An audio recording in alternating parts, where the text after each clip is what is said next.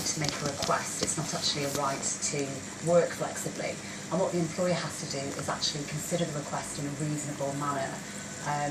What that means in practice, we have some guidelines around what they should do, such as taking due consideration of the request, thinking about the advantages and disadvantages to the business and to the individual, and actually discussing the request with the individual before they actually communicate the decision to them. So until today, it was only people with children or carers who had the right to request this. So what kind of things will people be asking for flexible working for studying, things like that? It could be for studying, it could be for all manner of things. It could be for people to take up hobbies.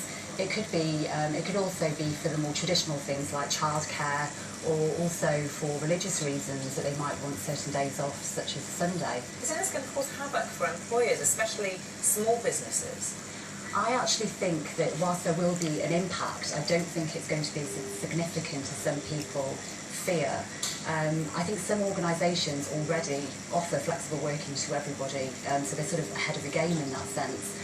Some smaller businesses, I agree, who aren't there yet, they will have some work to do to get up to speed with this new right, and there might be a bit more of an administrative burden on them if they do get more requests coming in from a wider group of employees. What kind of pressures will it put businesses under if they have to then try and comply with these requests? Will they be possibly taken to industrial tribunals if they don't? Is there going to be a fear of that?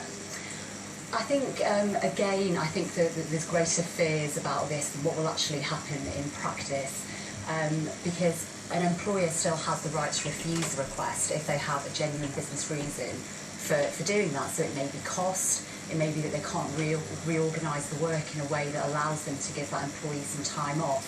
So I think that allays that concern.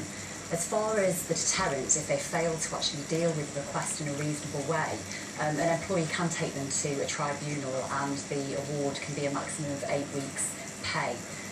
But I think more than the financial impact of an award being made against an employer, I think it's more the reputational risk if they get a decision like this made against them, that they're not really going to be attracting the best kind of talent to their organisation.